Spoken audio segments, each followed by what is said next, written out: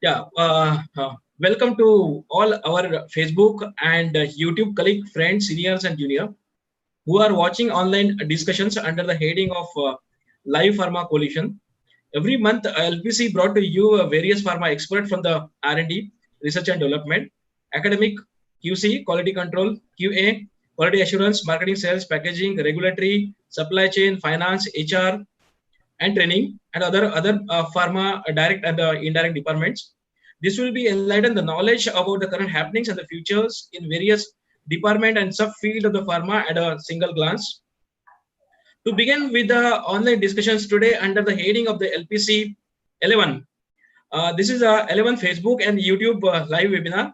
In today's 11th Facebook and YouTube live webinar, we have a pharma expert speaker from the communications as well as the digital marketing and the sales. So also along with them, we have our moderator as well as the panelist. So over to Yashwant sir now. Thank you very much, Raman. Thank you very much for introduction. Good evening, everybody. On Sunday evening, you all are watching us. Thank you very much for spending time. And are you relevant today? That is the question being asked by all the pharma colleagues today, right? Being a marketing person or a salesperson, it is very important to be relevant in today's changing dynamics.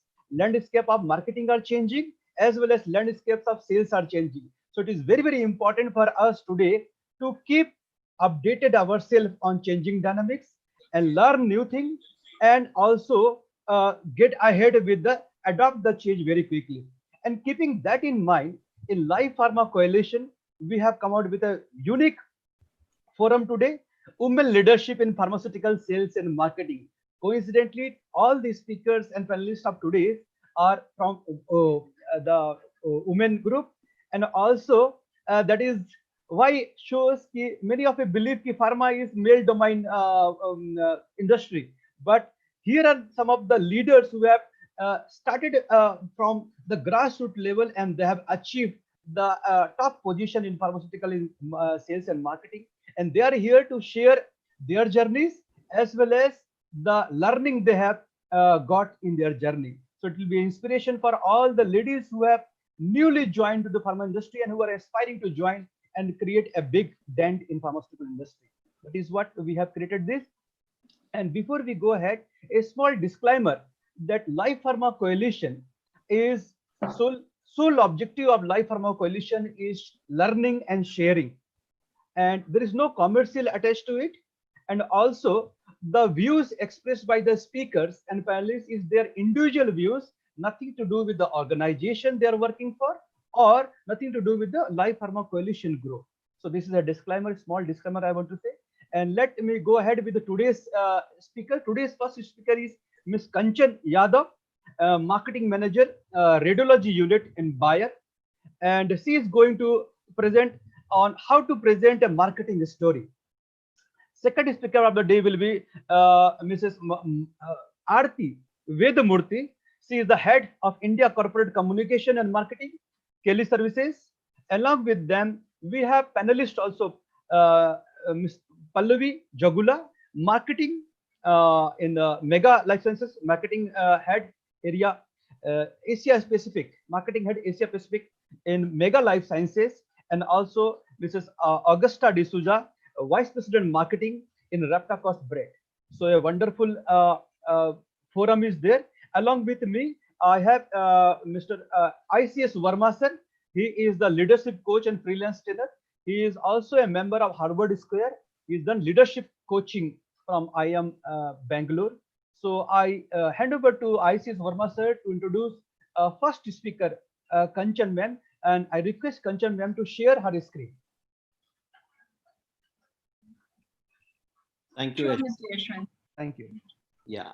So thank you. And for the viewers, keep on sharing your learning in chat box and also ask question in chat box. We will be following Facebook chat box and YouTube chat box. Whatever questions we have at the end of the speech, we will take those questions. So viewers, request is to keep on sharing their learning. Thank you very much. ICS over. ICS sir. Yeah. Thank you, Yashwant. And once again, I welcome all the women leaders out here who actually, who are inspiration to the coming generation, what I could say. So because when I started my career 20 years ago, I could see very few people who women in the sales field.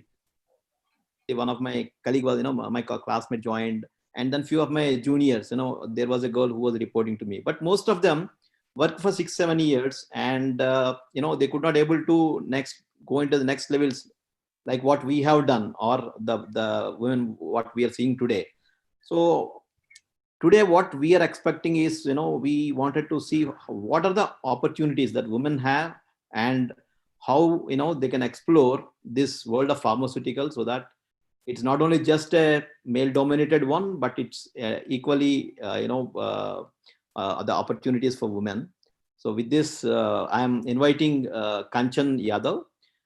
She's the head of marketing for Bayer in radiology, and she has over 19 years of experience in and she started her as a MR, and she has been moved into brand marketing as a brand manager, and then into she worked in VHP Life Sciences, Nicholas, and the companies like Cipla, and currently with Bayer.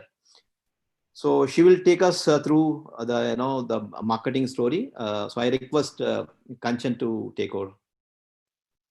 Thank you, Mr. Verma and Yashwant. So hello friends, hope you are all doing well and you are happy and healthy and confined to your own places. So be like that until things improve. But till then, learning is a continuous journey, and it is very important that we keep on learning. Yashwant has made my job easy by giving a disclaimer. So please note that all the views are completely personal, out of my own personal experience, whatever little experience I have. And this is nothing to deal with any of my past or the present organizations. All the photos or images which are used in this particular presentation are taken from Google, and believe me, I made my presentation just yesterday. So they were accessed yesterday and today. And in case you want to use anything out of my slides, I would be very glad. Please do use, but then check the validity of that particular content and the message, because the market is dynamic and it is changing every moment. Believe me, it is changing every moment. Okay. So with this, let me take you to my presentation. My presentation, what has been allotted to me is how to present a marketing story from sales and marketing perspective. And I think if I talk about presentation through a PowerPoint presentation, very difficult how to give a presentation. When we talk about marketing story, which is more of strategic nature, very difficult to cover in 20-30 minutes. And then again, we have the whole big lot of sales and marketing perspective. But what I'm going to present you today is a very basic of everything. It starts with simply, and simple things give you success. Believe me, that is my success mantra all these years. Keep it simple, keep it straight. And the same thing I'm going to give you in the next 20 minutes. So when I look at sales and marketing as a team, and when I try to annotate it, I annotate it with the body parts like mind and muscle. Let me know your views on it in the chat box. So I feel marketing is the mind of the organization, whereas sales team is the muscle of the organization. So marketing team thinks about the market, its probable consequences in the years to come. They define the strategy, they look at the organizational goals, and accordingly they form a strategy for a particular brand or the division, and it is handed over as a child to the sales team. And it is up to the sales team to nurture and grow it and achieve success at the end. So do you think my visualization about sales and marketing is mind and muscle? If you think so and admit with me, kindly write in the chat box. Yeah. So how does a marketing and a sales team perform in any general organization? Okay. This is nothing to do with Indian organization or MNC. This is how the organizations perform.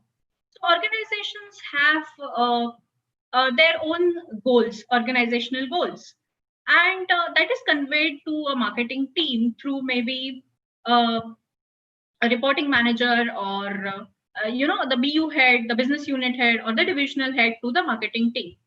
Marketing team in turn thinks about the possibilities. They coordinate with various stakeholders within the organization. So these are their internal customers like medical, supply chain, regulatory, compliance, controlling, procurement, various groups. And they also directly deal with the sales team. Okay, and they convey their feedbacks, their strategies. They train them, and then strategies are handed over to sales. Whereas sales is directly in touch with various other stakeholders, external stakeholders of the organization, like your doctors, healthcare professionals, including paramedicals, technicians, purchase authorities, tender committees, retailers, distributors, so on and so forth. So there are many stakeholders at each level that a marketing and the sales team has to handle. Okay. What happens? Marketing doesn't go to doctors directly. They do, but through sales team majorly. Sales team is their eyes and ears in the market. Okay. So feedback is generated from the external customers given to the sales team, and sales teams actually forward it to marketing, and thereby they actually improve their strategy for the next year. Now, this is a continuous circle, and the organization's success generally depends on how frequent and how efficient or how fluent this circle takes place. So, strategies coming out from the marketing department to the sales in the market, and sales team implementing it as it is required, and then feedback is generated and given to marketing team back to improve the strategy. This is the normal way of working of a sales and a marketing. Now you can imagine, while the marketing is coordinating, collaborating with various stakeholders, sales is in direct touch with marketing, so it is up and the down communication. So what do we do in the entire process? We actually communicate. We communicate to our customers, whether they're internal or they're external. Okay, there are upward communications, there are downward communications. And what do? You actually present yourself in a communication. You present yourself. So we do a lot of presentations. So whether it is a sales team involved in a direct one-to-one interaction with the customer, that is the doctor or the retailer or the purchase manager or the hospital committee or the tender committee, or it is like current COVID times when you're not able to meet your customers and there are virtual meetings happening, and when we are connecting through technologies, I think various times we communicate, we share the information through presentations. So presentation, if I have to talk about presentation, again, it will take another 2 hours, but then presentation involves your personal appearance, right from your personal appearance to what you present, that is the content that you present, okay? And the communication is complete when you present the entire content and then you get back the feedback or the action, you call action, okay? While we present, if you look at marketing, now marketing and sales perspective, if I look at presentations, then you will see there is every aspect of marketing today is impacted by technology, and everyone wants to be techno savvy. Pharmaceutical marketing is no exception. So what happens in pharmaceutical market today as far as technology goes? So there is a new world which has come in the pharmaceutical marketing, and that is IMCM. Many of you must have heard it. Let me explain this further to you. So IMCM is integrated multi-channel marketing. So what we used to do earlier is there were face-to-face meetings. There was a print media which we used to use, and maximum sometimes some videos or advertisements, that kind of communication. Channels were limited, majorly based on face-to-face. Okay, even in CMEs, we actually go face-to-face. And now when the technology has come inside the marketing, what is there is now we have little additional channels available to us. What are those channels? We have direct emailers, we have newsletters, we have remote e-retailings. There are virtual meetings, videos, advertisements. So basically we have little more channels by which we can actually communicate or reach out to our customer. And then to check the impact, you have big words like big data, machine learning, artificial intelligence. So until few months or few years back, we were hearing these all terms and we were always relating it to IT industry. But believe me, it has come to pharmaceuticals now. There is machine learning, there is big data, there is artificial intelligence which is coming in.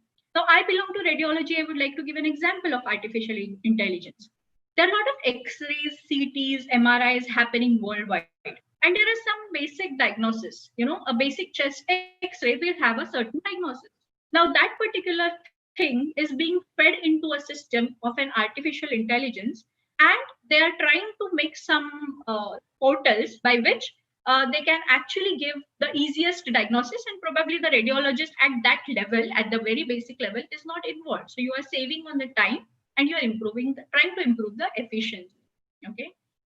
But when we actually present our brand, when we present our strategy, okay, in front of the customer through whatever channel we have, whether it is as conservative as face-to-face meeting and a print media, to a direct emailer and a webinar or a virtual meeting that we are having currently, suppose like this, what we are trying to do is we are trying to create a brand. Okay, we are trying to have our product differentiated in the market, and the end goal is only one: revenue generation. What we want is we want business, and to get that business in the competitive market, in the big market which is overcrowded, we are trying to create a brand and we are trying to differentiate. So what is the key? Although we use any channel, the key is the content. Okay, so people say content is the king. How much time do we get with a doctor when it is face to face, or even in the email or in the virtual meeting? Hardly 2-3 minutes. Now, last 3-4 months, our sales team was not working on the field. They were just calling their customers. So how much time do you get on a call? 2 minutes, maximum 5 minutes. So what you have is very limited time and space, whether it is the virtual space or the face-to-face space. You have limited time and you have limited space, and there content becomes the king. Okay. And when you have only 2 minutes, what all things you want to talk to the customer? Everything. Believe me. Now, these are the examples. People want to talk about their brand, what it contains, which body part it affects. So, for example, this is a hematinic, so you have shown some blood cells. The person has tried to incorporate everything related to this particular brand, scientific, then highlighted some key take-home units. Similarly, I mean, both the things are similar. So you are talking about a hematinic here, you are talking about an antioxidant, you are talking about the brand name, the contents, the scientific points supporting your brand, and you're talking about the key take-homes. And then some space is left. So what the person has done here is, okay, I have capsules, I have also suspensions, so let me incorporate that also. Let me tell the doctor that I don't have capsules alone, but I have suspensions also, and I have a complete hematinic. In case of, again, this antioxidant, we have capsules, but we have syrup also, and please use this. I'm trying to incorporate some kind of emotion here by showing a pregnant lady thinking about her child, a full family. Maybe what it depicts is this particular antioxidant is for the entire family. So what I'm trying to do here as a brand manager, whomsoever, this is not my brand, so whichever brand manager has worked on this literature, he or she is trying to incorporate all the content, everything related to the brand in one input. Now, just for the ease of seeing on the virtual media, I have shown one pager, but if you go to 4 pages, 6 pages, 10 pages, or a visual aid, it would be similar. You will have a brand name, you will have a scientific data supporting it, and you will have some USPs. Okay. So you will ask me, so what do you expect? Isn't it right? My question to you is, are we creating a story out of it? Now, I want your vote on this LBLs. What is that you remember out of this LBL or this brochure? Does it really attract you? How do you feel about it? I want your comments in the chat box. Okay. My idea of content or my idea of story. So I'll give you another example. Okay. So here we are trying to push content, and I agree with your point that, okay, content is important, content is king. 2 minutes, I need to talk everything about my brand. Look at this.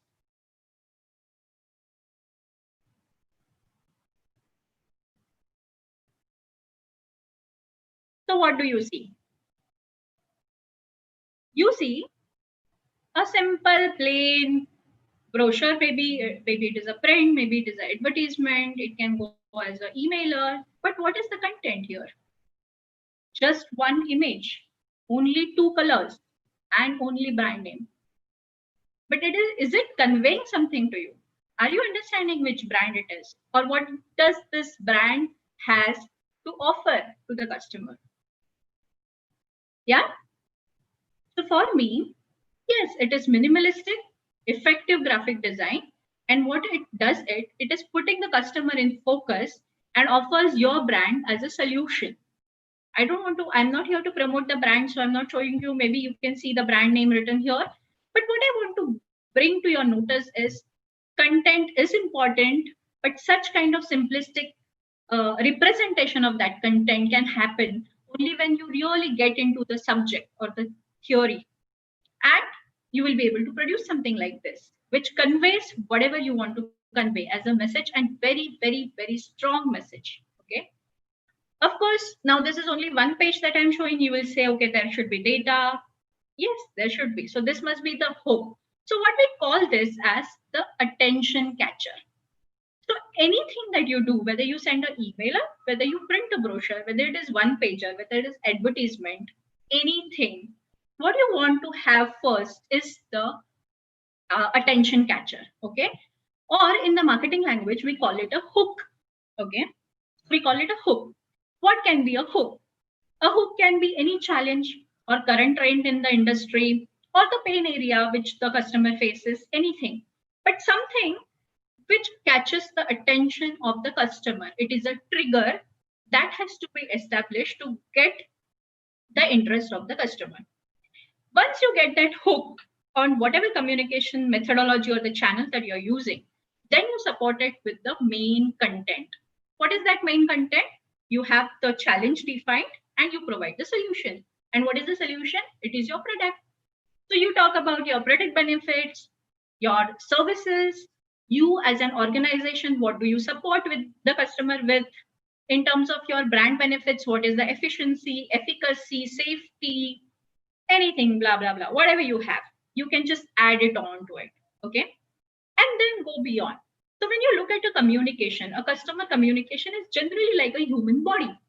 So you have a head, that is your hook. So when you identify somebody, okay, when you see me next, probably you will identify me. Oh, she's Kanchan, and I met her on that virtual meeting. How do you identify me? Through my face. So that face, the identification, the attention catcher or the hook of the face is the hook, okay, that you need to create for your brand. The body is the supporting data or the science that you want to give, because we are in a regulated market. We can't say whatever we wish to say. Whatever we say, every word of it has to be backed by science or data. So that we must remember. Whichever digital media we use, whichever kind of communication we use, the content has to be backed up scientifically well, because we are in a regulated industry. Okay? And it is very important to be like that. So you have the body and then you have the legs. What do legs generally do? They take you to places, right? They take you to places.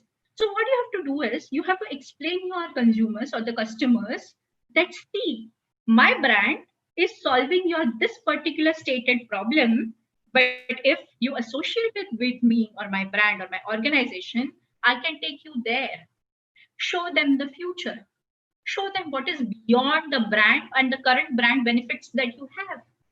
Why a customer should really connect with you? What is there beyond? Beyond your current connection, your current prescription, what is there beyond?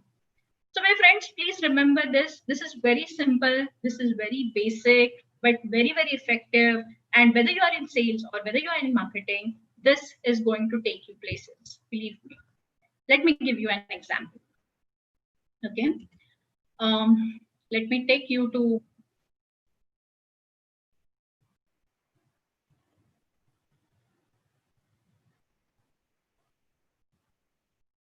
Can you see the screen?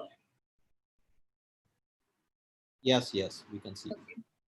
Let me close the video. 1, 2, 3, listen.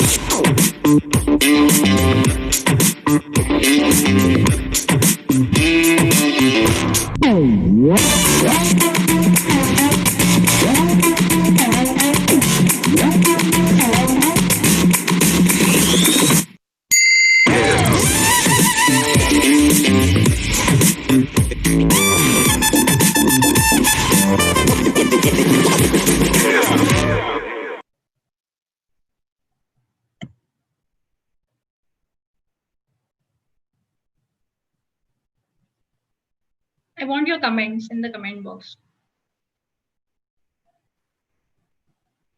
Yeah. Okay. Yeah. So, Yeah. A few comments. This is for the previous one.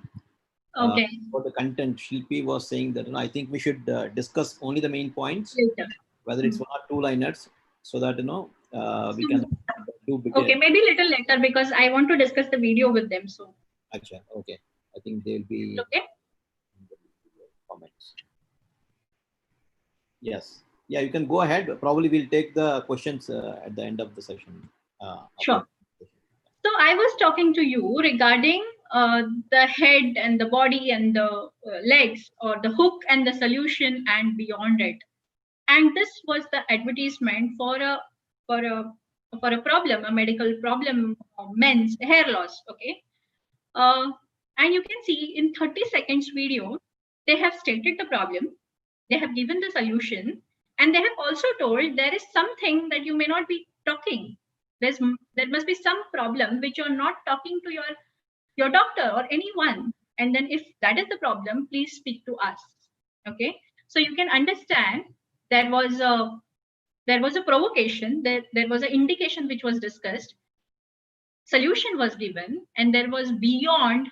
They told that we are open, you can come back to us if you have another problem also. Okay. I hope you will be able to appreciate that within 30 seconds, they could create a story and they could talk about what are the problems, what is the solution is on offer. And not only this, but we have more. Okay. So what is this? This is called storytelling. Okay. So hare and tortoise, how many of us remember? I think every one of us. Why? Told in a story format. But if I ask you, tell me a story regarding efficiency, okay, or consistency or perseverance, will you remember hare and tortoise? Will be difficult.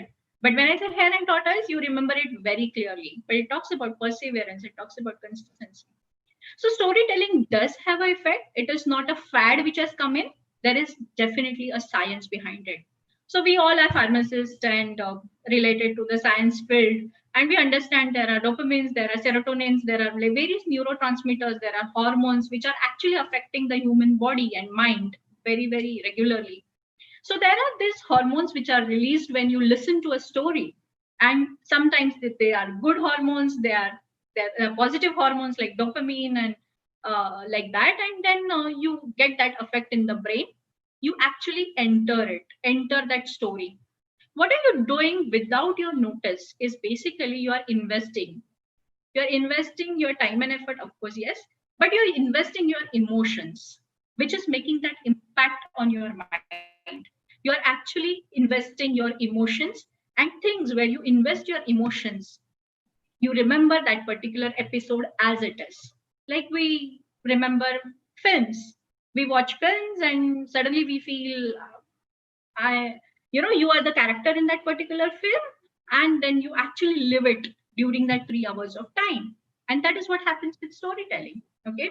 Not very difficult. There's a lot of material available on the net. Please do see the material. So just some tips and tricks when we look at creating a story or creating a content. One is you, who is involved in the presentation. So for you, what is important is you should decide what is the key message that you want to talk. Okay, so content. What is the message that you want to give? Whether you are a brand manager or whether you are a sales representative or a manager, when you go and visit customer, whether it is internal customer, external customer, think first, plan your call. Think of what is the key message that you want to drive home today to your customer. That is for you. So for you, your topic is important. Why it should be important for the customer? He doesn't know what is there in your mind. Okay. So you will have to see why that topic is important for the customer. Think from the customer's point of view. Analyze how are you going to add or change or improve his or her practice when you talk about this particular thing or a story. Okay. And whatever you do, be authentic. So whatever you are talking to the customer, please be authentic. Be yourself. Don't get any any wrong feelings. Don't try to behave or sit in somebody else's shoes and then present yourself. You be yourself, true yourself. Be authentic. From the customer point of view, when you look at it, selecting the audience is very, very important, which is the customer. So we call about customer segmentation in marketing. Who is the audience to whom you are approaching? What is their experience? What is their knowledge? Okay. And don't use short forms or jargons, which you know probably from somewhere, but may not be the words which are used in their profession. Okay. And then when it comes to the presentation or the main body of the presentation or the discussion point, frame your content well. Please remember, content is the king, but it becomes king when you really represent it like a king. Okay. राजा को राजा की तरह present करिए, प्रजा की तरह नहीं. It will not make a difference. So content is the king. Present it in a well thought manner. Think of your content again and again and again. Make it personal. Add some stories to it.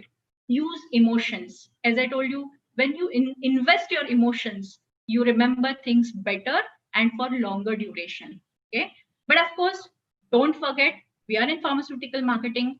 We are a regulated industry. So talk about science only as per the scientific support or data that you have. Okay. So these are some tips and tricks for you. So to actually concise my talk, what is very important is know your why. Whatever you are doing, whether you are in sales, whether you are in marketing, whether you are in any other field, think of why you are doing what you are doing. If you are clear why you are doing what you are doing, I think the person with whom you are interacting would be clear. Be authentic, the person will start believing you. Once the belief is developed, there is a trust. And when trust is developed, I think that is the personal relationship that will take you anywhere. So it's not only about the business or the revenue generation for the organization, but your own brand building that you have to keep in your mind. I understand that many of you are very early stage of your career. It is very important for you all to build your own brand. And how do you do that? For that, the first and the foremost thing is be authentic. Do whatever you believe in. You should know your why you're doing what you're doing. Okay. With this, again, I will like to show you one video of just 2 minutes, and you will understand what I'm trying to say. So we call innovation. It is the world of innovation. And look at this. Is the video screen visible? Yeah, perfect. It's your screen.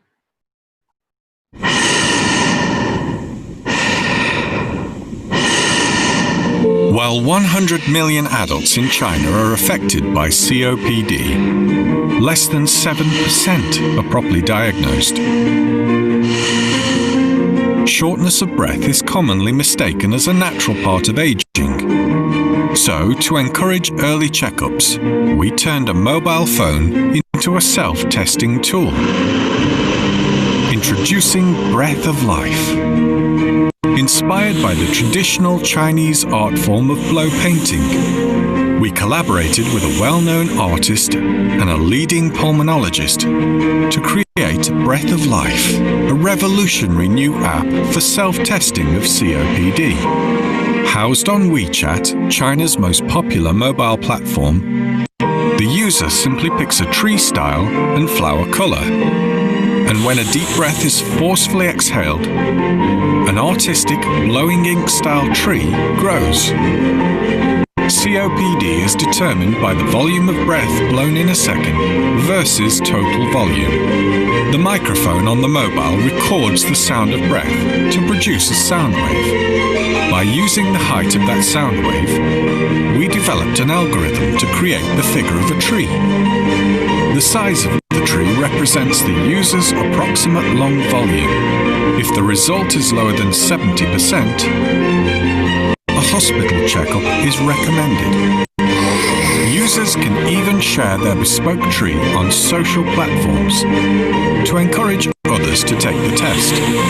Using cutting-edge technology merged with traditional art, we connected with a lost COPD generation and offered them a breath of life.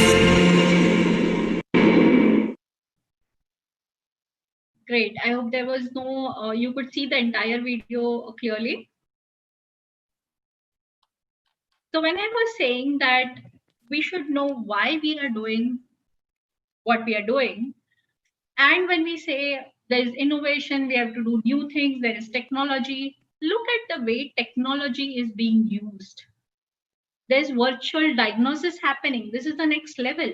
This is very recent. It's just about a year old or 10 months old campaign by GSK in China. And this is the app that they have developed. I think it's very important. We understand what is technology. We are here to make changes to the human life. Okay. I'm happy to share the new vision of Bayer. It is health for all, hunger for none. A very apt vision of the organization like Bayer, which is 150 years old. Very apt in this time when we are talking about health for all and hunger for none. Friends, we are in an industry which is working towards health of the people. And then we are trying to amalgamate everything. We are amalgamating our chemical knowledge, that is pharmaceuticals knowledge, R&D, technology, everything. And I'm sure something best is yet to come. But this is just a glimpse of what is the best that can happen. So whichever field, whichever therapeutic area you are in, think of what new can be done, which will really help the end user, really help the patient. Okay. So just to summarize again, I would like to tell you about this golden circle. It is important why we do what we do. That why generally comes from the purpose of your organization. Until now, you may not have your own purpose, or some of you may have your own life purpose. But then to start with, to be in the industry, first understand what is your organization's purpose. Okay. What is the cause? What do they believe in? Okay. Once you understand, once you know that why, you understand how you want to achieve that purpose. And that how is your own strengths, your organizational strengths, the values that you live in. What are your guiding principles? What are your guiding stars? And then you come to the what of doing it. Okay. The what is, what are the products that you have? What are the services you are selling? What extra you are doing? What is your role? Why your role in an organization setup is important. Okay. What will happen if you are not there in that particular role, in that particular time? If you recollect my presentation, friends, we started from what? We went on to how. So what is presentation, sales and marketing, why we present, how we present, where we present, which are the, how we present, different channels we discussed. And then we talked about the content, and that is why. For the presentation purpose, that was the flow, but you will understand it is very important. The flow is reverse. If you know the why, then you can define your how, and finally you can come to what. Most of the brand managers, friends, I have seen many young brand managers who look at what channel, what content, what channel do I use? Do I use a single page LBL? Do I use a 4-pager? Do I use an email? Do I use a presentation? I think that comes last. Why you're doing what you're doing, how you want to do it, what do you want to convey, what content, what message, and what you want your customer to remember at the end when you leave the clinic. That should drive all your activities. Okay. Again, just to summarize, how do you present what you present in any format, in any forum? First, you introduce the reason that you care. You care for the customer, whosoever customer it is. You're talking to a doctor, you're talking to a retailer, you're talking to a patient. You show you care, and you do care. You do care. You are in pharma. Okay. Share something which is a personal story so that they remember you. Identify the challenge of that particular customer. Okay. Give the evidence. Relate that challenge to your product. Give the evidence, support. Tell them what is it today, and tomorrow what will happen if we associate with the product or the services, and then ask them to take a call. And that is the call to action. With this, I would like to end my presentation here. Thank you so much. Certain links are given just for your read, because it is important to, these all are independent words, are independent topics. So trying to give you something, do some homework before you present to anyone. And thank you. Thank you, Kanchan. I think you can stop sharing your screen. So I just would like to summarize whatever you presented. So in fact, we were very, delighted to see the Simon Sinek's the purpose, you have actually revealed in a beautiful way, like from why to how to what. So to first find out the purpose first in the life, so that is what happens, because most of the times we just join the company or in the industry because we are getting a job. But first of all, you need to ask whether is this industry for me, or I want to, like for example, you need to first start from there. And then if you are saying getting an answer from yourself, then definitely that's where I could see all of you, who asked, and then, who every time you introspected yourself and keep developing yourself, your skills, and this thing. So apart from that, there are other things that you have discussed, really, like, to make it simple and clear to communicate. So that's very, very important. Even this kind of COVID times, you don't get a lot of time, so you have to just go there and identify the customer's need and present it in a very simple and clear manner, and then extend. And you also discussed about the internal and external stakeholders, how marketing and sales connects. So what is the importance of you being a spoke, to manage all those guys. And then also, like, you talked about the content. I could say content is queen, because queen is more powerful than king. and and that's very important. If you don't have a content, even you get an attention, but still you will lose the customer, because the content plays a very important role. And then you took through all the stages of presentation, from storytelling and why it is important, and at the call to action. Thank you very much. D'Souza, ma'am, anything you would like to add? Kanchan, thanks. It was a very lucid presentation. And of course, there are two key takeaways, which I could take out from this session. First of all, the topic which you spoke on, the integrated multi-channel marketing. And we do realize, and I believe all the audience also, that how important, the internal and the external stakeholders is there. So critical to the business, and not only to the business, but also when we talk about in terms of storytelling, in terms of any marketing story that we develop, how important it is to have the consistency of the messaging through all the channel partners that we have, whether it is internal or external. And I believe that is the key for the success of any brand campaign or any messaging that we want to give across. And that's where, all these different spokes in the wheels, they have to move together. So that's one good takeaway that I could have. The second aspect, which I found very interesting, was the storytelling aspect. As marketers and as organizations, the focus is definitely too much on storytelling, on really what we want to tell to whether it's the consumers, whether it is the patients, when we're talking about pharmaceuticals in particular, or whether it is the doctors. But nowadays, what is really getting more and more aggressive, and which we need to take care of moving ahead, is the story doing part of it. It's just not storytelling anymore, but even the story doing, which is really gaining importance. And there are many major organizations now focusing on the doing aspect. And that's where I believe in pharma, we have taken those baby steps of doing it, but then there's a lot of things to do, especially everybody talks about, being environment conscious and all that. But one example would be, now so much of emphasis being focused on, really recyclable packaging and all that to reduce the carbon load. So these are certain examples, and I believe these are the key takeaways on which, as marketers, we should also need to think about and give ideas to the organization on the way forward. That's all on my key takeaways. Thank you. Thank you, Mr. Verma and Agastha. And I hope the participants online also could take some takeaways. I think it was very simple. What I feel is, I think Ashish sir, one question has come from the audience.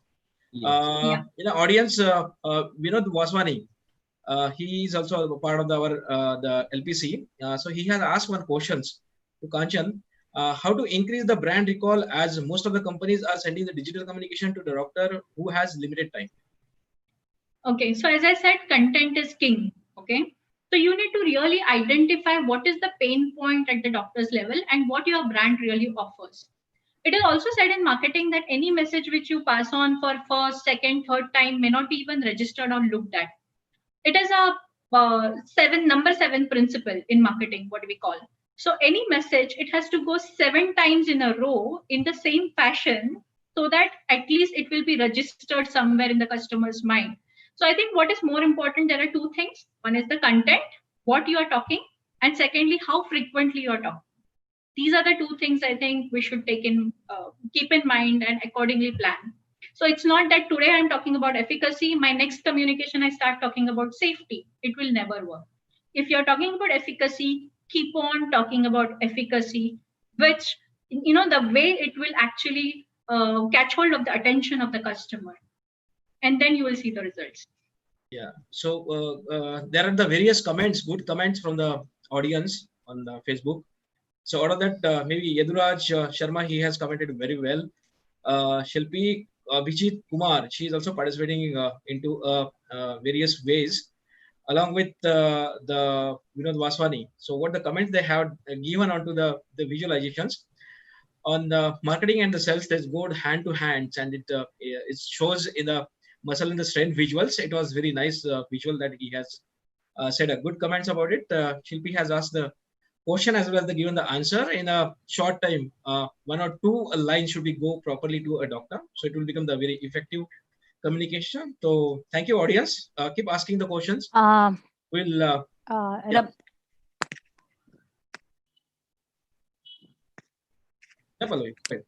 Yeah, Raman, I just wanted to add something. Kanchan, your presentation was superb. Okay, there is a good takeaway message for the person who are who wanted to be enter into the brand management. So it's a clear cut clarity for them, how to go ahead about it, what we struggled. Okay, so that it would be a clear guidelines for them. But whenever we are talking about the marketing stories, okay, but I feel this is fully depend upon the what stage our product is. Okay, like for example, if our product is in the introduction stage, where the content, the scientific knowledge and the content plays the important role, where we have to give some references and some more content to the product. Okay, and we have to communicate more, where our visualization and all these things plays the second role. Okay, when our product will be entered into the I mean to say the development stage, or maybe in the I mean to say when it is get stable, that time this creative images and the list content will play the important role. That's what I just wanted to add into that. So it fully depend upon in what stage your product is, and based on that we have to change our content and the marketing stories. But your presentation was really wonderful presentation, and the way you presented the marketing and the sale, it always be a correlated with each other. Without both of them handshake, I mean to say pharmaceutical industry will not go ahead. So that's about I just wanted to share. Thank you, Raman. Thanks, Pallavi, for that comment. And I understand, and hence I gave some example of that Dabur Gastrina, wherein what I wanted to say is the hook is very important. Whichever brand, whichever stage your brand in, the first page or the hook or the face of your brand should be something which catches the attention of the customer, and then you present the entire science. So that's important. Yeah. Okay, thank you. Yeah, on YouTube, one question it has come from the again Yaduraj Sharma. Whether it's the question or he has discussed not a clarity, but he has just put forward 2 words. One is the aim and achievement. So is there any parameter that to achieve the specific aims, or maybe he has used the 2 more words, that is the how and what? I'm unclear of the question actually.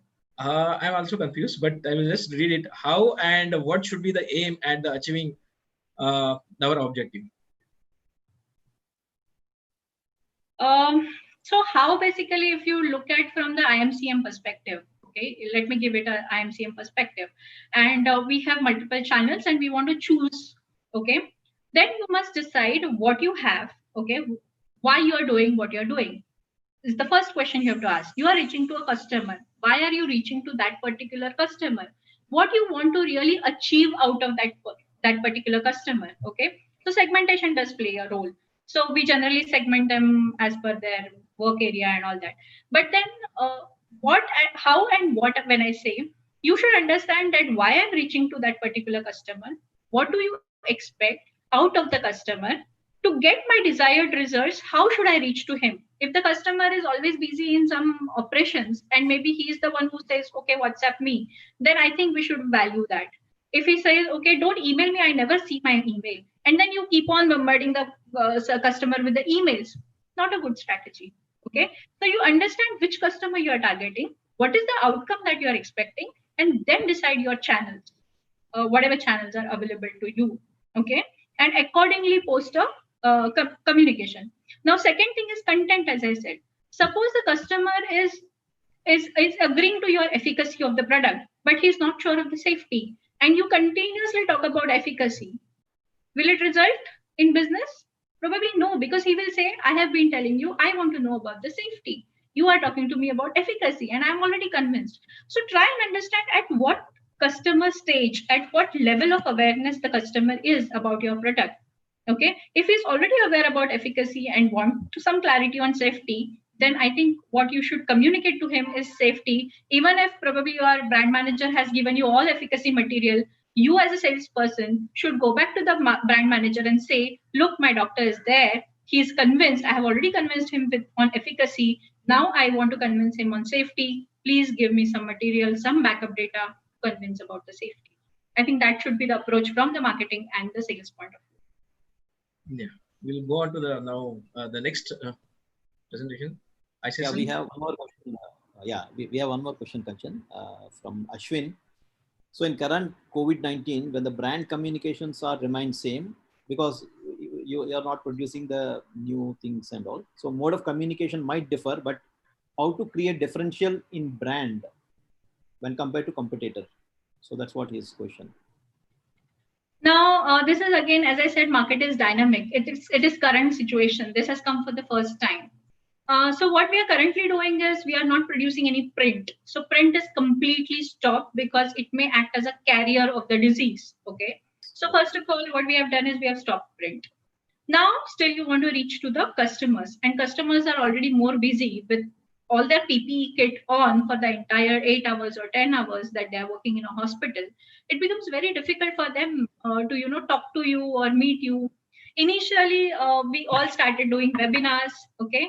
So maybe what I'm trying to get you is there is no perfect answer. What you have to do is segment your customers.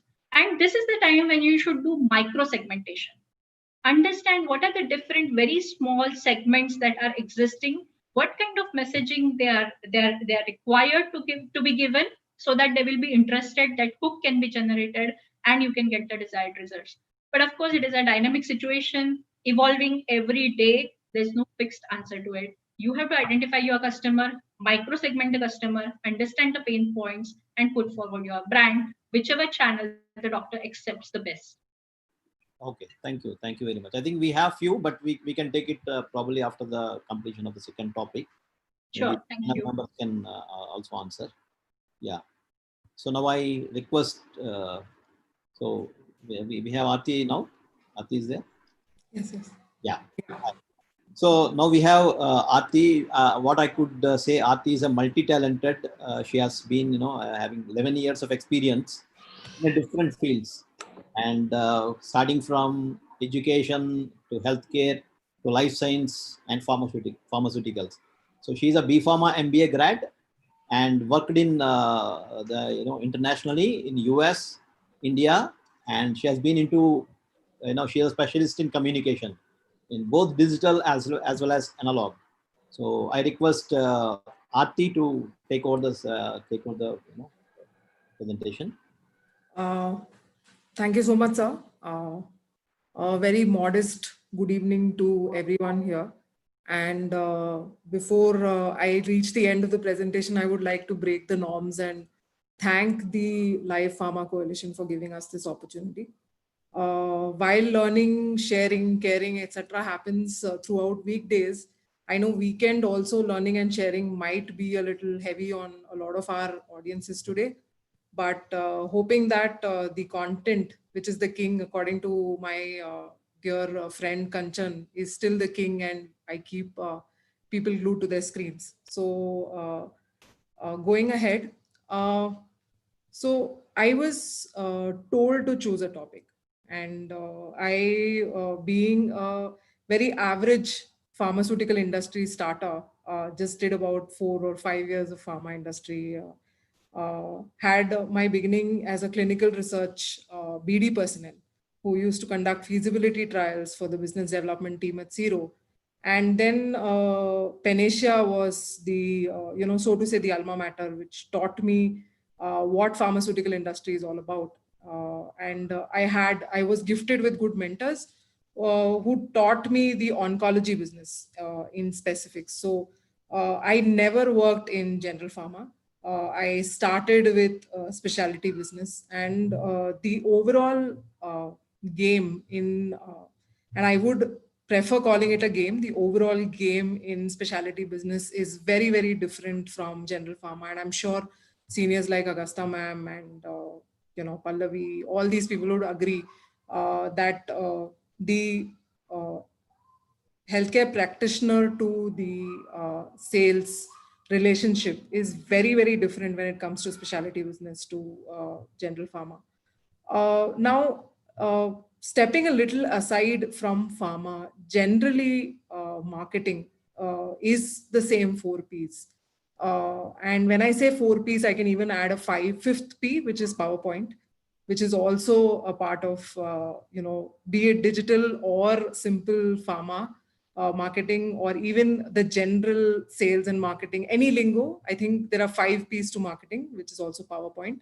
So any digital marketing initiative across industries has to have an inclination to first whether the organization is really ready. And when I say the organization is really ready, it means more a top-down approach, wherein the seniors have a buy-in to automate certain processes which have been very, very mundane and very, very transactional over a period of time. Typically, when I entered pharma back in 2009, 2010 timeframe, I remember making a visual aid for a nanoalbumin bound paclitaxel, which was 37 pages. And today, after 14 years of marketing, I curse myself. How could I even think about making 14, slides, leave alone 37 pages of a visual aid for a prescriptioner to think that he or she would go through it. Now, not just about the bulk of content, but also about what are the different touch points that you create in the entire marketing universe. And when I say touch points, it could be to your patient population as well as to your prescriber population. I think today we are in a very, very challenging world where the patient is super informed about a particular product or even a medicine, and sometimes becomes the doctor himself, prescribing angina medicines over the counter, which probably is off the shelf because a senior citizen in the house would be taking a stash of amlodipines, to someone who's just, taking some self-congestions, inhalants, etc., decongestants, inhalants, etc. So quickly skipping to the next slide, the digital intervention universe. Like I said before, it's not just about farm, it's not just about marketing or sales. But when I say digital marketing, it involves an entire top-down approach where you have touch points at different stages, which could be your developmental stages, where you have even the trial part of it automated to a certain extent. I wouldn't go into detail of how automation can impact at different stages because of the limitation of the time as well as the scope of this presentation. But I would certainly suggest all of you in the audience to read up the FICCI report of 2018, which details this out very clearly. And it also has a very nice illustrative pattern to make you understand the impact that automation could have if you create touch points at every stage or every department in the organization. And many of you right now would be wondering, why am I even talking about, say, development stages or manufacturing or quality and supply chain? So when you just walk back a little in time and think about the time when you chose a college for education or a school for education, did you immediately just make a decision basis on the website or what you've heard of, which is marketing? Or did you go deep dive, ask people who is the faculty member, how many years of experience do they have, do they have a good placement record, what kind of companies visit the campus? Have you gone on campus, spoken to a couple of students, asked them whether this MBA program is the return on investment good, and questions like those, because those are typical questions which people want to know, even though the front end marketing collateral is a great collateral. Every institution, every pharmaceutical company, every healthcare institution, be it hospitals, want to be known as the leader in healthcare, want to be known as the leader in providing best healthcare services or even the best products in the world. But think about even an interview preparation. You might be going and researching on what is the pipeline that the company has in mind. And do you get that kind of information right on the website? You don't. You probably would happen to get it now, considering a lot of companies are trying to automate the first stage, which is the practical manufacturing stage or the formulation stage or the production floor. And anybody who works in the production shop floor has a social media icon where, so let me give you an interesting example. There is a company by the name GE. Everyone knows GE and everybody must be thinking, hey, this is a B2B company. So typically immediate attention to detail for marketers is this must be probably using LinkedIn as a social media platform. If anybody has any clue on what is the leading social platform that GE uses, anyone has any clue? It's Pinterest. And surprisingly, GE has engaged its formulation engineers who are sitting on the shop floors to give selfie videos elaborating the entire process of how the medicine is manufactured, how are the aviation equipments manufactured, and they have ensured that with the regulatory compliances in place, they are showing audiences a industry visit, which we used to call in college as Aaj IV jana hai. Let's, it's an industrial visit day. Let's all go in the bus, get and see how biscuits are made, get and see how, I remember back in childhood, my father had taken me to this RA, center and showed us this whole center around. He had taken us to the Godrej colony because he had some contacts to talk to us about how coolants are manufactured and so on and so forth. Now, exactly like bringing some points from Kanchan's presentation, it is about the hook. And the hook is the curious mind that we always want to find out what is more in it that the eyes can't see. And that's what GE is doing. GE is trying to, completely revolutionize the communication that goes to the end audience. And their business, their bottom line impacts are more than 10 to 20% with Pinterest. Surprising, isn't it? So I'll further move ahead and just touch upon one part of the target audience, which is patient data. Now, why I'm choosing to just regulate my discussion to patient data is because if I go to the HCPs, which is the healthcare practitioners data, which is how they are broadly known, or that is how I used to write content for some of the clients when I was a part of an agency. Patient data becomes very, very important at different stages of the buying cycle and decide the consumer pattern of how he or she is going to consume a particular medical communication. And why I say this is simple, typically the Gastrina example that Kanchan took. I see Dabur Gastrina and I immediately know that this is probably going to help me like an antacid. And I don't have to do too much of analysis on pharmacokinetics, pharmacodynamics of the drug. And I can typically go in and say that, okay, this is going to work and it is going to soothe my gastric issues at some level. Then when I deep dive, probably I know more details about the drug. I know how many times it needs to be taken, some simple math and arithmetic related to it. But typically, if I run you through the slide, mostly developing patient insights from emerging data sources, which is probably a very, very crucial part of integrating into marketing programs. When I say patient insight from emerging data sources, it starts from the time the patient enters inside a hospital, by giving their basic information to completely opening their health information to a particular institution. The patient is divulging a lot of data at every stage. What are we doing with this data? The last curated part of the slide, when Kanchan showed the breath of life in Glaxo, and I am trying to draw references to the old presentation just to make sure that the audience understands how everything that we are trying to communicate is actually very hand to hand. They go in tandem. While content is the king, in breath of life, if you see the numbers like 1 million, greater than 7%, these are pointers that caught your attention immediately. And numbers are something that people die for. Numbers are something that people like to see in their content, because we are traditionally very mathematical in nature to understand, why should I make that investment? What is in it for me? How is it going to benefit me?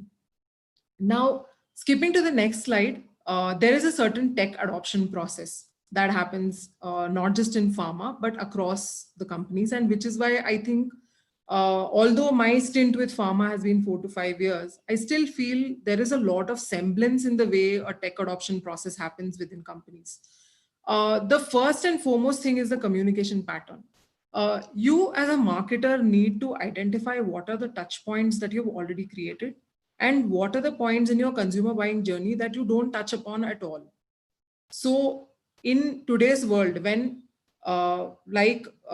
you spoke about ICMC, which is the integrative marketing, or the integrated or the holistic marketing that I can easily catch upon, there is another word that pharma marketers very often use, and this was something that I had interacted with one of the persons from Roche in the US, taught me about CLM, which was closed loop marketing. Now, it is very, very relevant with pharma, but it is not at all relevant with an industry that I come from, which is staffing. We don't have closed loop marketing methodologies, but pharma, definitely you should cash in on CLM. And when I'm saying CLM, it is just one tool, by the way of which you can probably engage with your prescribers or with your prescriber population at large. Now, quickly skipping back to the tech adoption process, you have communication. You also refresh and reshape your reputation. Now, when I say reputation, I mean brand reputation. And when I'm saying brand reputation, this is exactly why the first slide, where we spoke about creating tech touch points in every stage, from manufacturing to formulation, it becomes important to create the overall brand or the image of the firm. A brand is not made overnight. This is why it isn't, because you basically try to make sure that every single stakeholder in the organization is equally engaged and tries to adapt to the new automation technology that the company tries to bring into. The visual impact and the regular forms of advertising, I would club these two together. And why is something that I will explain in the next slide. The last 2 points, I have not been talking less about tech savvy and digitally savvy people, but of late even the physicians want phone reminders. Like a very recent example that I have in my mind is during this COVID situation, I developed a severe backache, and I had no clue how to reach to this hospital, because back of my mind I had this fear that am I going to contract COVID, if I reach the hospital premises, can I have something called a teleconsultation? So one step further ahead, I had a Filipino secretary call me in from my ortho's office. And she said that, the doctor is available from this time to this time. And when can we fix your appointment? So I was started thinking, okay, ortho appointment, teleconsultation, how am I going to really elaborate where is the pain? Because you typically want to show the doctor how is it paining, how is the pain circulating in your body and things like that. And suddenly I get this message saying video consult. So I'm like, wow, India and video consult. Now this is, that immediate adoption of tech that the hospital has done in order to ensure that the consultant is able to provide that service that the patient requires. The prescriber is able to provide that service that the patient requires. So I get onto a video consult, and the doctor has a certain amount of, I saw this heat map kind of icons on the video screen, and I could touch and interact with the doctor saying which are the areas in my back that are paining and what kind of pain scale do I have. Do I have a 1 to 5? Do I have a 1 to 10? So somewhere as a patient now, even though I don't have back pain, I still will go back to this consultant because he has helped me get cured during a time when I had completely given up on the aspect of going and consulting with a doctor. So that is the power that digital has. And if this is a case study, which is developed as a testimonial, and the hospital premises starts, advocating this on the social media channels, that's marketing. And what have they done? They have not digitally enabled just the marketing piece where it's a simple video tool which they would have used to create that testimonial, but they have enabled the consulting part, which is a very manual process, into tech. And that is where it's important that digital itself is nothing but leading to the end goal of marketing your organization and branding your organization. Now, visual and redundant regular forms of advertising. Now, there is this company by the name y7.com. I am not, again, disclaimer, I do not promote any of these firms, but whichever are a part of this presentation. But I found this company doing a fabulous job in terms of creating the consumer touch points and also giving a sense of how marketing as a function can get automated. And right from microsites to rep triggered emails, the multi-channel that was discussed in the first presentation, they have a gamut of things that they have involved to give the customer, be it the prescriber or be it the patient, a wow experience. At the end of it, if today there is content for self-detailing, what do I give the prescriber? I give the prescriber the liberty to read what he wants at the time when he wants. So I'm not knocking on his door, sitting with that big black bag outside the prescriber's office and waiting for my turn to, show him that LBL and say this, I remember my old role plays in the pharma marketing place saying, this is so-and-so. And I still remember doing that product, with this is NAB paclitaxel, we call it Pacliol, and so on. So I personally, I loved the demo that was shown on what these guys can achieve. We could probably, any of you could get in touch with me and I can give you these links for further reference post this presentation. When I say marketing automation, what does it mean? It essentially means that it is a very user-driven marketing automation. And when I say user-driven, it is between the person and his time, and he chooses when he wants to receive emails. He also chooses what format he wants these emails in. He chooses whether he wants SMSs, and if there are SMSs, if he wants push notifications or not. So you can personalize your communication or the content in such a beautiful way to ensure that your customer is not irritated, but yet you're able to communicate your overall brand purpose, your overall organizational mission, and at large serve the community. every organization here today in the pharmaceutical business especially strives to build and provide the right and the precise kind of healthcare that a patient needs at any point in time. And every single person is looking out for that kind of information all the time. Now, companies like these essentially understand every different businesses amidst pharma. So pharma has subsets. Every business would be very different. A radiology would be very different from a nutrition. A nutrition would be very different from breast cancer. A breast cancer would be very different from a general physician who's doing internal medicine. So a breath of life concept might not typically work for some of the other ailments that people are looking for, and which is why companies like these come handy to most of the pharma marketers who are a part of this audience group today. The communication restructuring.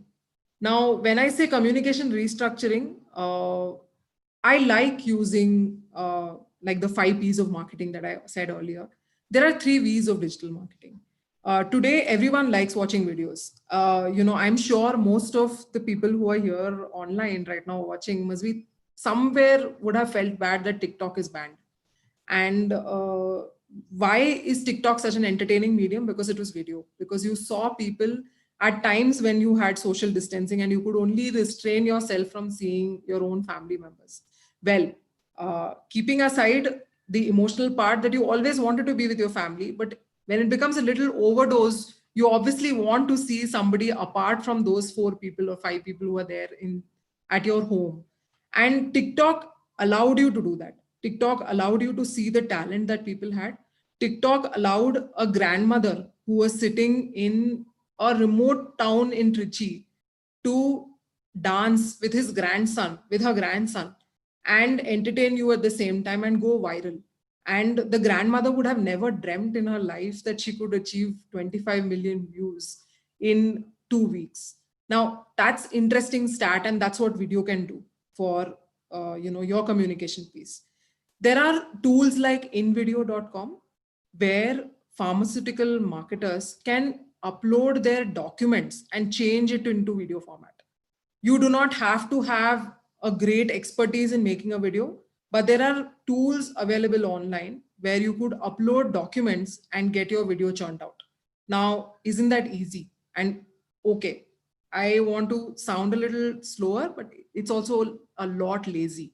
You can do it so quick and you wouldn't even realize that you've used the best images, you've used the most visually impactful messages, and your video is ready, which could be 30 seconds, which could be 1 hour, 1 hour, 1.5 hours, like maybe an instructional demo of how a particular medical device works. So the next V is vernacular. Language is a very powerful medium in the Indian subcontinent. It might not be very relevant for the Western population where most of the communication happens in English, which is the regular form of communication. But it is very important in an Indian subcontinent context, because if I was in Maharashtra and I spoke in Marathi, it used to work wonders with me.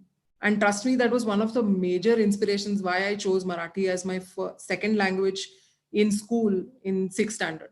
Because although I like learning the poem Sasa, but I still want to speak to the local police officer when I need a bailout with my driving license. Jokes apart, I moved places. I've come down to Bangalore. And the first thing I wanted to do was learn Kannada. And it has helped me. Trust me, vernacular communication helps you at different levels. And it gives you that hook, that connect with your audience, saying, hey, I think I should give a hearing piece for at least extra 2 minutes, if something that I was not interested in doing in the first place. The last but not the least is something that is very attractive to the CXOs of the company, which is views. You do your video, you do your vernacular medium, you do your content, you do your digital automation, you do your marketing automation. At the end of it, the most critical question that every marketing person is asked is, how many impressions did your video get? Did you get a good click-through rate on the social channel? You promised that we will get this many impressions. You promised that this would create these kind of conversions. Now that's the lead generation or the demand generation lingo that pharmaceutical market is slowly trying to get into. And when I'm saying slowly trying to get into, our industry is not very different. The staffing industry also is at a very nascent stage where in terms of adopting these digital technologies. And that has been the case with most of the industries in India, because we have adopted the front end pretty fast. When I say front end, what is visible to the end consumer, but we have not adapted to the back end that faster. We still trust Excel sheets, but we do not trust automation tools when it comes to CRM. We still trust Word, notes, etc. Whereas we would not take meeting notes inside Teams and think that a Microsoft Teams would provide us a regular repository of our notes.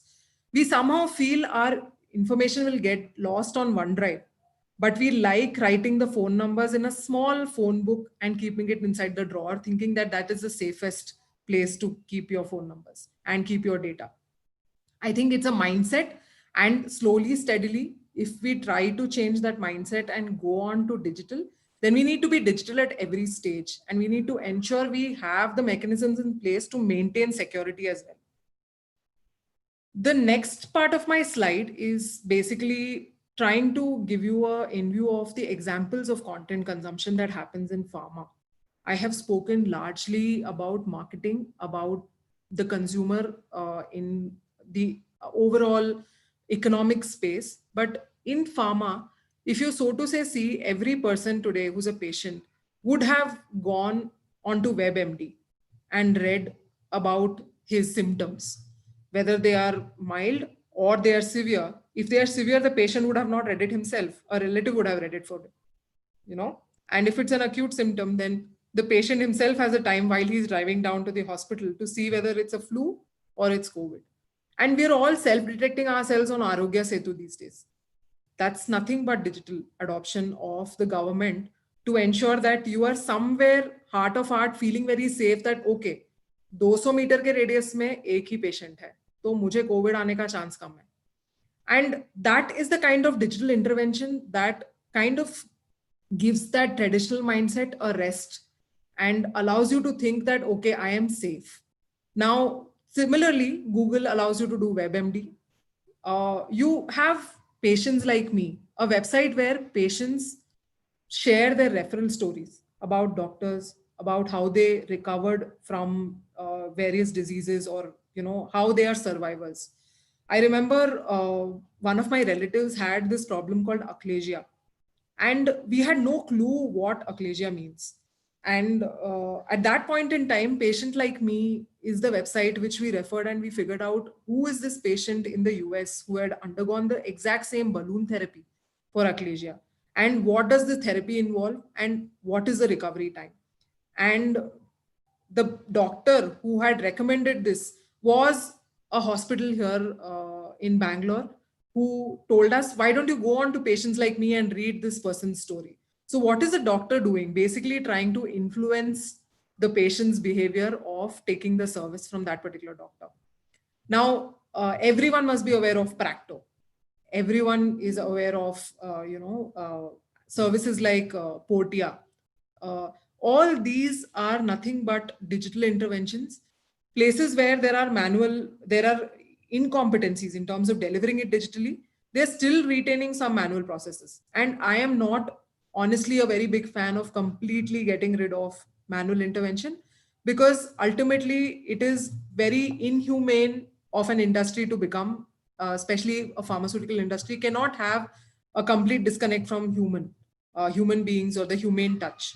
But 80% automation is still possible.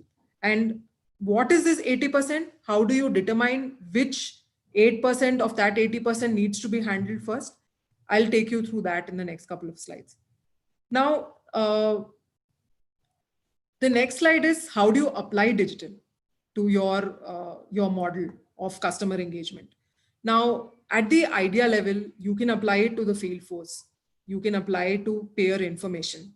And what do? You basically just do technology. When I say field force, your training programs can largely be automated. And that indirectly ensures that your employees are very, very happy. And when your employees are happy, they will tag at the rate of the company and post it on social media. And what do you get? Boom, that's branding. You are basically automating your training program, and you are indirectly affecting your marketing branding strategy. Now, that's what I meant in the first slide, again, taking you back, that when you identify which function or which part of your, a single function also needs that kind of automation, you've pretty much done a branding job at the end of the day, because your employees are people who are advocates of the brand. They are these days the biggest social influencers that you can have in order to take your marketing message out, and in order to ensure that your company is viewed in the light that your organizational goal is at the end of the day. Now, the second stage is social media. Now, when I say the second channel is social media, this is what I meant. And it's not just the employees, but sometimes a patient comes out of a particular hospital and clicks a selfie and says that I have recovered from so and so stage 3 of a disease. What does it do? It indirectly creates that hook, that communication hook that a person needs in order to understand that this is a brilliant hospital, or this is a choice that I have to make when I have to get that kind of a treatment.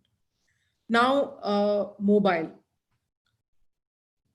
I can't speak any more about mobile than anybody else in this audience panel or anybody else in the speaker panel, my esteemed speaker panel, can speak about. Today, when we talk about all pervasive technology, we always want to be on the go. We never thought of a time when a thing like COVID could restrict us within the four walls of the organization. We always thought of time when we are sitting at the luxury of an Uber driver, and we sit in the back seat and try to completely see the PowerPoint presentation, the 5th P of marketing, on our mobile screen, and try to rehearse that last bit of the presentation which you need to present to your CXO when you reach office. That's prep time, and that's what mobile does to you. Now, if let me give you a simple example. If today I have a model where I kind of try to prepare my sales or my field force when he or she is going to the doctor to detail a quick TikTok kind of a video, training module, wherein this person is asked some typical questions like, what is the name of the drug? And the person remembers it. What does it do? The person remembers it. Who is this drug for? The person remembers it. Now, what happens here is you're creating a hook of communication for the internal client, which is your field force, and you're trying to ensure that the retention is high. Video helps you retain content much better than reading content. Examples helps you retain content much better than just reading the content. Data helps you retain content much better than reading content. So last but not the least is the website. To be honest, if it was 1990, I think websites were the first mode of communication. We have moved from websites to microsites today. And when I say from microsite, it could also be a simple Google Play Store description where you get to write 4 lines about your app and you are selling it to your consumer. Your consumer decides basis those 4 lines whether you have to install that app or you have to just forego it or you ignore that app. When you type a simple app like heartbeat measurement app on your phone, you will be thrown with options. You will have some 28 free apps, some 156 paid apps. How do you make that decision? You go inside to explore it. And when you explore, you see these small adaptive mobile screens where they have created mock-up screens. You don't even know whether these mock-up screens are functional, but you still make that choice. Why? Because it is an extremely cost-effective medium to reach your consumer. And you have created the hook with something called CTA, which is nothing but call to action. Every single screen of your mobile device has a CTA, and all these mobile developers are making their run for the buck with those CTAs. Trust me. So now comes the staffing angle. I'm sure a lot of students would have joined this panel and must be thinking that, all these ladies are talking about marketing, digital marketing, content marketing. Honestly, I'm sure I will bring a smile to all the ladies who are a part of this who are a part of this session today, that we were in the exact same scenario, maybe 15 years back, or maybe 20 years back, or even 25 years back, when we had just stepped into the corporate world. And when I'm saying corporate world, we used to think, what is that we need to prepare as pharma marketers? And one of my professors used to tell me that, you should be very clear about your drug related knowledge. Clinical research, clinical studies, sab अच्छे से पढ़ के जाना, interview में पक्का पूछेंगे. And I was going to this CRO to give my first interview.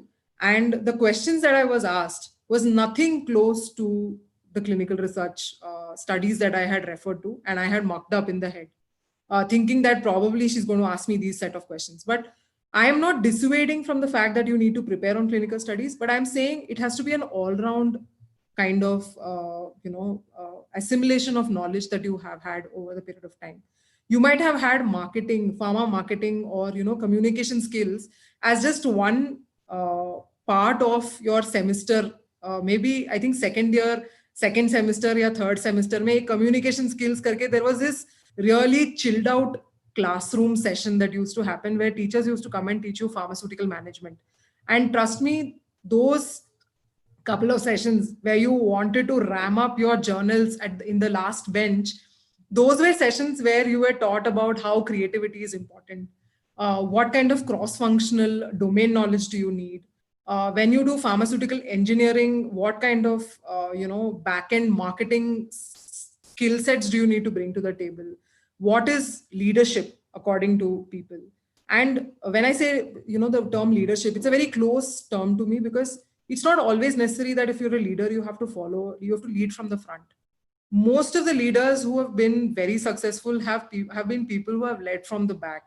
And, very many of them, they come to the forefront thanks to, again, digital mediums. There are people on Guru Purnima who thank their mentors, and these are people who have been leading from the back. So quickly going textbook, you need 4 basic things to prep yourself on, which would be your skills, your individual skill set that you bring to the table in terms of verbal and non-verbal communication, as well as written, your cross-functional coordination knowledge in terms of what are the different functions that you need to liaise on a day-to-day basis, typically in your work front. And this you can get from a large piece of your JD. The job description provides you what kind of skill sets does the employer envisage in a candidate that they want to hire. And many a times the first thing that we choose to ignore is the job description when we prepare for an interview. Because we think that this is there on Naukri, ye dekha tha apply karne ke time. And there are some 15 points, baad mein pad lenge. But sometimes the job description is the key area where the employer has fitted in those jargons or those words that you need to have a clear understanding of, and you need to know how to articulate it with what work you've done. Everyone would have done, say 10 things in the resume out of the 12 things that an employer looks for, but it is up to what the employer sees that sells. And it is same for a product, it is same for a person. And you become a brand the same way an organization becomes a brand. And the last but not the least is the outcomes that you can create in the business. You could be a fresher, but if you have an impactful resume, what does the employer mean? The employer basically means how you can implement the bottom lines, how you can get your intelligence on the table to add value to the company. And these are some of the typical elaborations that I get when I hear my team, the scientific research team in Kelly, do staffing projects for their clients. They are very varied and vague kind of briefs that clients give when they want to have candidates on board. And mostly they will say, we want a very enthusiastic person. They should be a self-starter. There are typical words that employers use, but reading between the lines in a job description is the first thing that you need to do, and understand what the company's business area is and how you align your part of skill set with the company is what promotes you as a candidate, and is what branding can do for you at a personal level. Last but not the least, there is a Kearney publication that I would like to recommend to everybody who is a part of this session. This gives you how it is the time for going digital. It largely focuses on pharma and healthcare, but Kearney has other publications as well where you get to read really good researched articles like McKinsey, Nielsen. You get very good reports with very relevant data. So this is one of my one of my go-to readings that I do when I have to prepare for such sessions, as well as when I have to prepare for an interview, as well as when I have to prepare for my regular job, where I have to suggest for how digital can impact businesses like ours, like yours, and like everyone else's. So that's about it. A humble beginning, a modest ending, and thank you so much for being patient. Although I cannot see the audience here, but I'm sure they have been patiently listening to my presentation. And thank you very much. Thank you. Questions? The floor is open. Yeah, thank you, Ati. We have questions. I think, let me, before that, I'll just take you through what are the points that you have discussed. You actually touched upon the digital disruption in pharma industry and how it is actually changing the landscapes. And then the case study of Pinterest, which we generally only see Facebook, YouTube, and mostly Instagrams, but we don't consider Pinterest as an influencer. But even the organizations are finding out the ways to they use those social platforms. It's a good case study.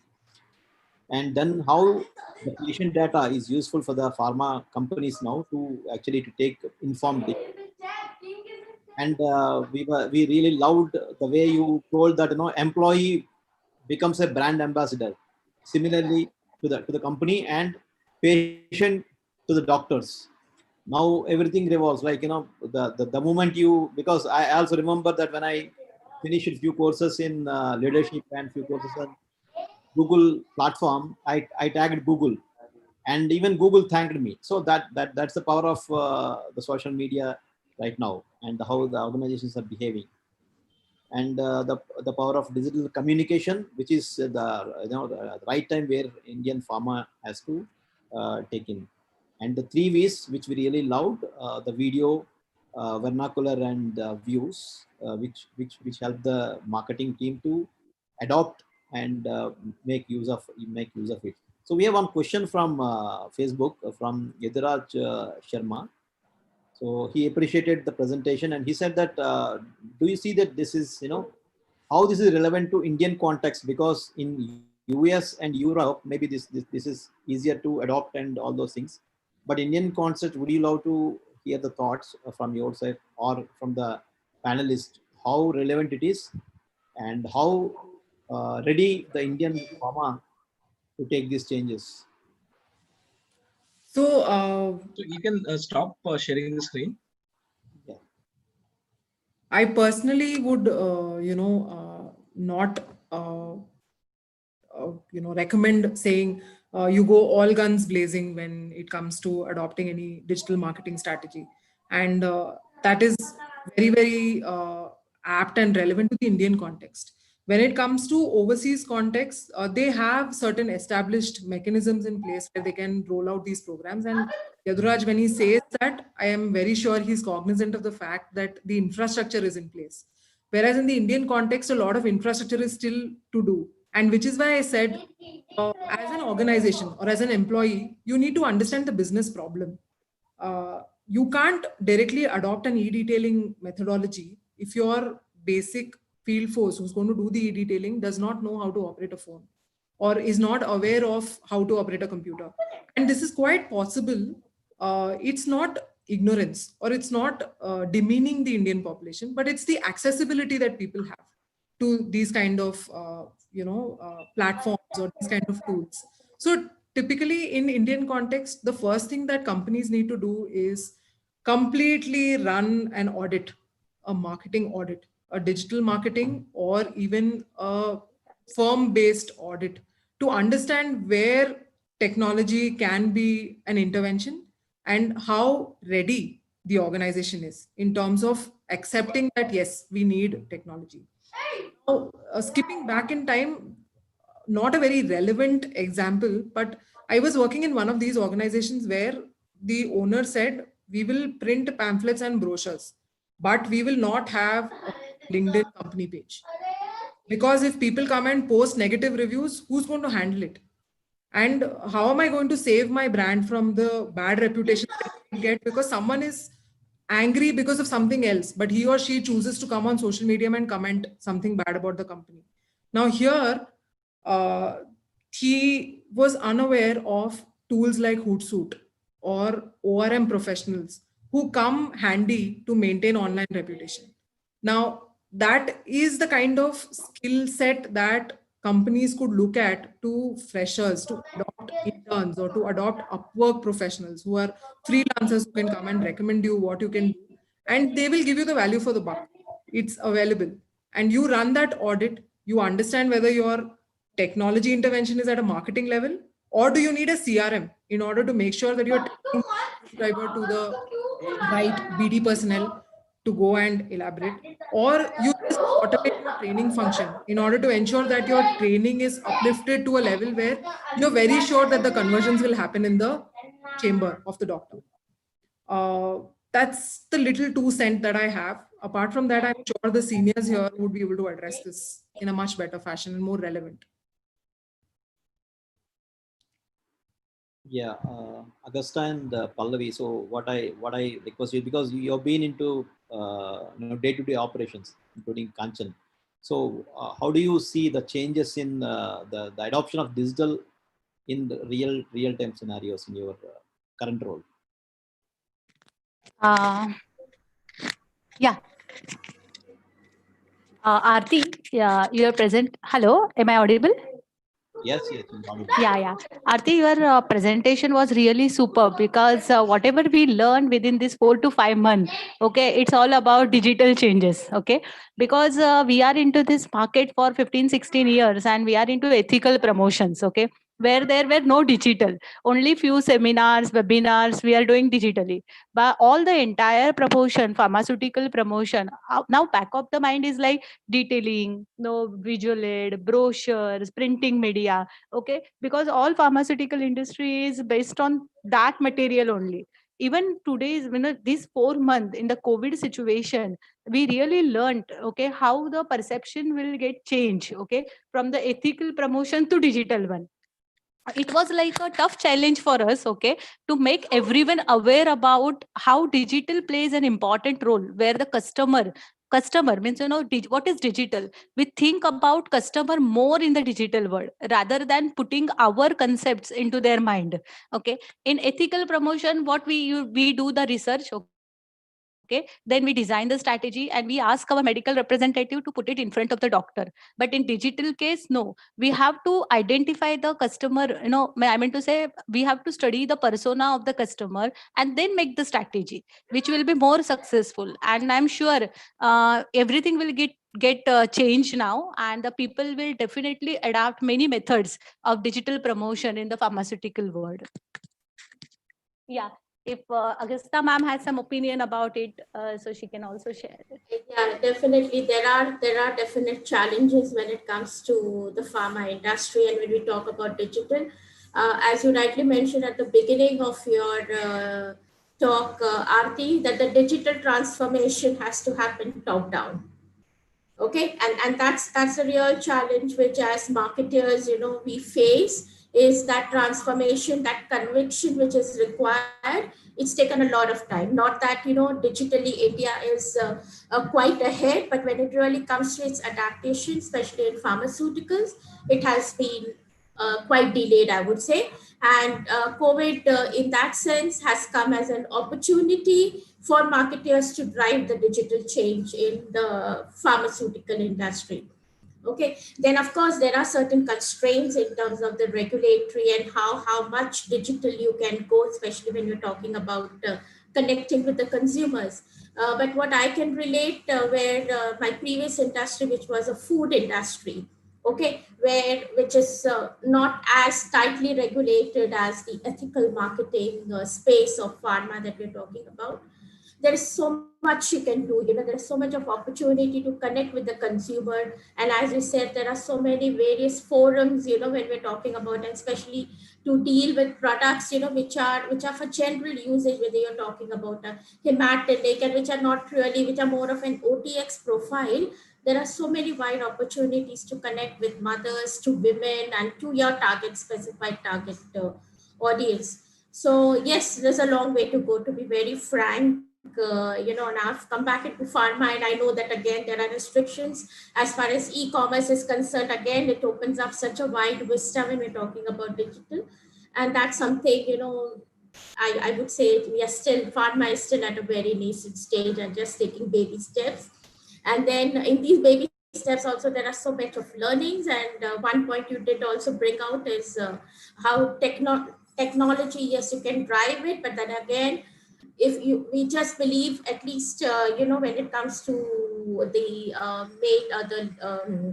leadership, they talk about transformation and all, but again, when it comes to training, we always take a step back.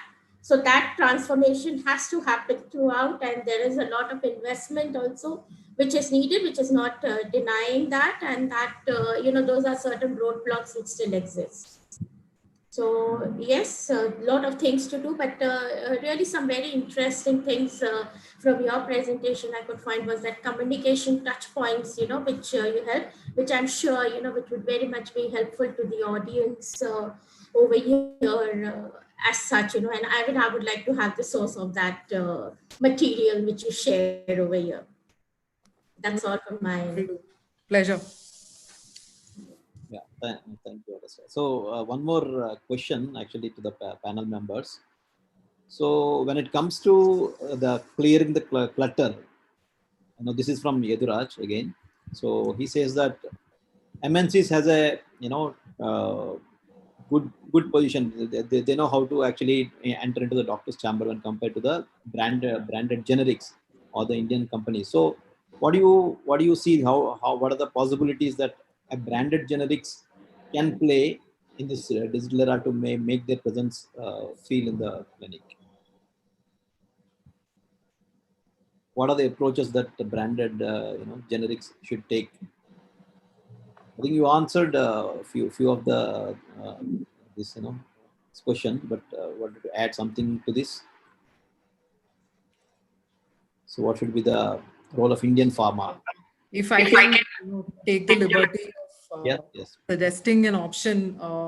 So many of the branded generics have chosen the route of influencer marketing, wherein they typically try to tag in with someone who's already used the brand for a long time, and they play the advocate role and communicate in different forms. It could be a live demonstration of how they're using a particular product, which is a generic brand, or it could even mean someone has used it in the past and they play a testimonial to it, saying, I know of a fact that this is a testimony. So that's affiliate marketing or influencer marketing. And a lot of this affiliate marketing and influencer marketing happens across industries. It's the same format. The concept at an idea level remains the same. It is how you bring about the story, the marketing story, down to play in the right format. And so the content plus the influencer that you make a choice of, that plays a very vital role how branded generics can term themselves. So you can't possibly ask Volini to get on with an influencer who would probably be say Aishwarya Rai, or it doesn't make sense, right? I mean, typically I might sound very novice and very student like when I'm giving these examples, but that's what very big companies often commit a mistake on, not identifying the right influencer, and which is why you could be a great branded generic with respect to the therapeutic benefits that you can give, but not communicating the right message by not choosing Virat Kohli over Aishwarya Rai Bachchan. I mean, they're pretty faces, they are good looking, and you would love to have your brand, flagged off with such influencers, but who is it going to be? That's a choice that a marketer has to make. One of the many dilemmas that marketers have. Yeah. Yeah, thank you, Aarti. To add to that, what because I actually started my career in sales, so I know what exactly the problems that a sales guy has in the clinic. This post-COVID, the guys are not getting time to even enter into the clinic, and their doctors are even not allowing the phone calls. So neither you are connected digitally nor physically. So this is actually creating a lot of the anxiety in the sales field. So what I could sense in the future, what's going to help is, yes, the sales guy, in Indian pharma, sales team has played a tremendous role. Even whatever the strategies that you guys have started in the marketing has been implemented, and that should always play the role in the future also. So the only thing what right now the sales guys has to do is to adopt the new technology and learn the new skills. So if marketing designs a kind of the campaign or anything that digitally, so the sales should know that what is happening, and they can actually reach out to the customer maybe digitally, and probably they can discuss about that which makes sense, rather than only talking about the detailing kind of thing, because that's going to be one challenge. But yeah, we all thought that schools will never happen at home, but now we are seeing that schooling is done perfectly well with the students are sitting at home. So the kind of the adoption has to be done, and the change is on the cards, and marketing and sales both has the role here, equally 50% role to make it to the next level.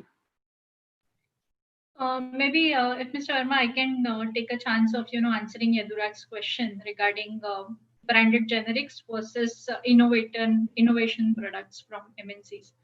I had the opportunity to launch branded generics for one of my organizations, and I had the opportunity to launch even the innovative product, which is like globally only one available, and there is no direct competition, which I'm selling now here. So I have been on the both sides from marketing perspective. And what I feel is you have your own pros and you have your own cons. Okay. We are fortunate enough that we are in India. And if you are with branded generic, you are much more fortunate because you're approximately 75% of the market is your price sensitive market. If you really segment your market into two slabs, if you have a premium market who values your product value or the support or the service or the quality, safety. So if you value, if you have a premium market which values your product quality and safety, and then it is only 25% of that premium market, whereas rest 75% of the market today is price sensitive market that we call it. So you have very good standing there. So you have 75% of the market available for you. The affordability plays an important role. So there are products which are branded, innovative products at a very higher cost, which are probably not affordable to the patients. And that is the time when the doctor or the healthcare professional wants their patients to be cured, they have to go to the branded generics. Okay.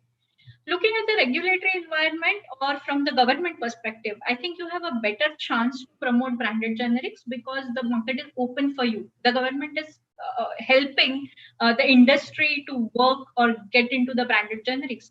There are states like Rajasthan where you get all branded generics. They don't even prescribe the brand; they prescribe the component, the composition, and you can go to the government, the retailers outside the government hospitals. You get the medicines, so you do have some pros and you have some cons, but I think it is the market for branded generics. And if you are into a branded generic company, it is very good. It is an opportunity for you to really sell your product. There are many big organizations. For example, if I have to give you a radiology example, so the brand which I was talking to you, Bayer has a brand which is like number one globally, only one, and we have a equally good MNC has launched the branded generic of that, not the indirect competitor, but still, and is doing very well. So India, I think not like US or Europe, but then in India, branded generics has the market, has the potential, and there are a lot of buyers. Again, I would say segmentation is the key. And then what you talk, whether it is legacy of your company, organization, or the quality or the standards of quality that you maintain even in manufacturing the branded generics would make a difference. So your story can be anything. Your story can be of the legacy, or it can be of the good manufacturing practices that you follow, and maybe the US FDA approval of your manufacturing site. The story can differ, but the opportunities are equally good for all. Thank you, Kanchan. Yeah, from Pallavi and Augusta, I need the closing remarks so that we can. No closing remarks as such from me. Pallavi, you'd like to add anything to today's session? You're mute. You're on mute. Yeah. Thanks a lot. It's like a wonderful opportunity, and the speakers are really very good and they are on point. Okay. There are lots of learning, even for us also. Okay. On both the topics. We have an experience with the pharmaceutical markets, but the topics they have selected is really a different topic, and which is related to the current scenario. And it's really good for the learners, the who are going to start their career. Okay. So all the very best for the Life Pharma Coalition for giving this such a good opportunity for us, the good learning platform. Thank you, Pallavi, and I thank everybody, like Augusta ma'am, who also Kanchan, Dati, who take their because Sunday I know that you guys are women. We after the lockdown we came to know what exactly how much burdened women's life is with the work and home life, and in spite of that you took your time and be part of this great session, and I hope this will help the women across India to be to come and join their to choose their passion. If anybody has a passion, really this will actually the triggering point for them. It's a hook, as in the words of Kanchan, and I hope this will help them to choose their passion and grow in this industry. Yeah, thank you. Raman, over to you. You're on mute, Raman.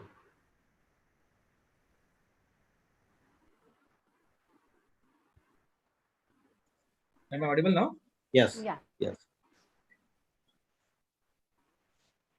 Okay. So we'll go on to the last. That is thank you so much to our Facebook and YouTube audience. As we are increasing our YouTube and audience consistently and continuously on both the platform.